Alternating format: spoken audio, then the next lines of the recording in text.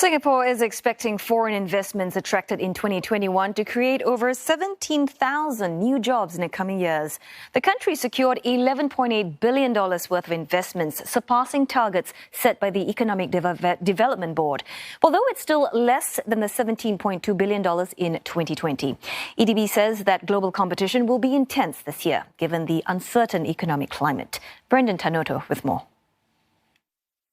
Electronics was the top source of investments in 2021, with nearly $5 billion secured. The sector is set to make up most of the pie in the years ahead because of the high global chip demand. New sectors are emerging as well, like the green economy as well as biotech and medtech. A lot of that is driven by the existence of a very sophisticated and established ecosystem of pharmaceutical companies already in Singapore, as well as the added impetus of the pandemic in pushing out new products and services, whether it is cell and gene therapy, whether it's in mRNA vaccines, whether it's in various biologic products or medical devices.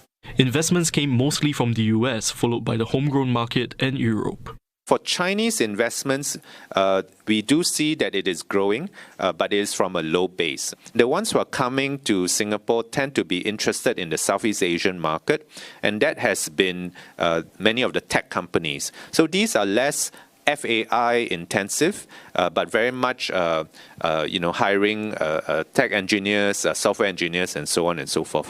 Meanwhile, the latest investments are estimated to bring in over 17,000 jobs. 70% are PMET roles, with the majority expected to go to locals. 1/3 will be in production, such as manufacturing, engineering, and logistics. Another third will be in business and commercial services, such as in the finance and IT sectors. EDB says Singapore's reputation for trust and stability are reasons why firms decide to invest in the country. These include the successful vaccination rollout and gradual reopening of borders. However, it cautions that the global economic climate remains uncertain amid downside risks like inflation.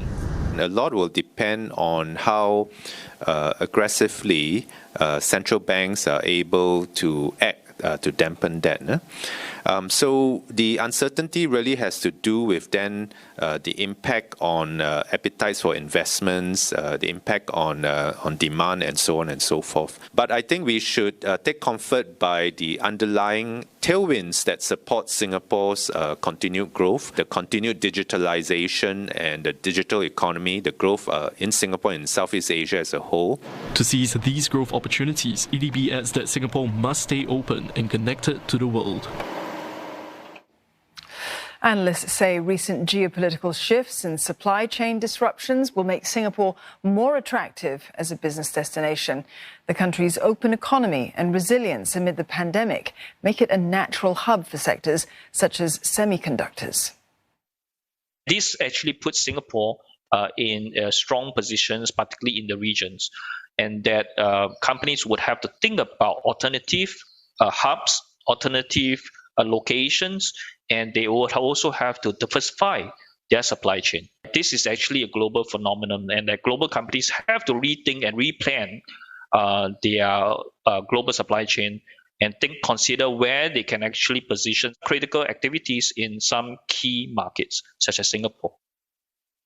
Economists add that Singapore won't be able to compete on labour costs, but they say stability and good infrastructure are still the main draws.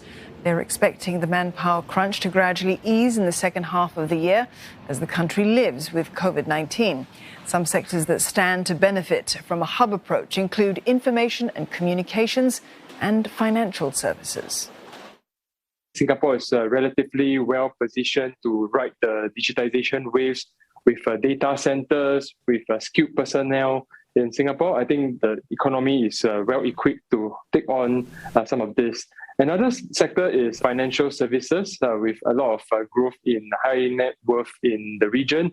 Singapore continues to be relatively well positioned, as well as with a strong reputation to take advantage of this as a business hub.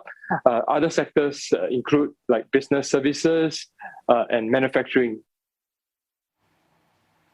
Existing MNCs are also tying up with local companies to grow new businesses with the support of the EDB. And one example is home appliance firm Bosch, which started an agri-tech venture that helps Chienhu Fish Farm harvest 5 times more shrimps. Chloe Chu with this report. It's hard to tell, but these shrimps are living like royalty. An array of sensors provide real-time updates on water conditions, from oxygen levels to how many shrimps have died. Farmers can now take the right action more quickly. They used to have to take multiple readings a day by hand. Even then, it's no telling how the shrimps might react to any tweaks. If you take a look over here, the water is very murky and it's impossible to tell how many shrimps there are inside. Because of this, farmers used to overfeed the shrimps. The food would rot and the shrimps would die. The feed is also wasted. But now with technology like this, the shrimps would automatically be fed when they're hungry. The system is created by a new venture formed from Bosch, a German MNC. It wants to help more agri-tech firms scale up and breed other aquatic life. After the farming period is over, typically they will discharge the water into the sea. This is very problematic and it's not sustainable. For Singapore, we have scarce land. We cannot afford to produce big productions. But with technology like this, we can double the production. We can use less land, feed less contamination, but still produce the same output. Singapore's Economic Development Board is looking to help more existing MNCs move into new ventures like AquaEasy. It's on top of bringing in foreign investments into growth sectors like agri-tech. This plant-based chicken brand launched globally in the country last year. It's now building an R&D lab that will open by end 2022. Tyndall says such sustainable foods will help with food security. Singapore has no way of feeding its own population in a meaningful way by using animal farming, and it becomes increasingly important to be sustainable. As Singapore sets itself to become a Silicon Valley of food tech, the R&D environment is becoming increasingly supportive. And with more talents coming into the city, we are very bullish about Singapore becoming that center for developments of technologies and research. These efforts are also part of the country's goal to produce more food locally and meet 30% of nutritional needs by 2030.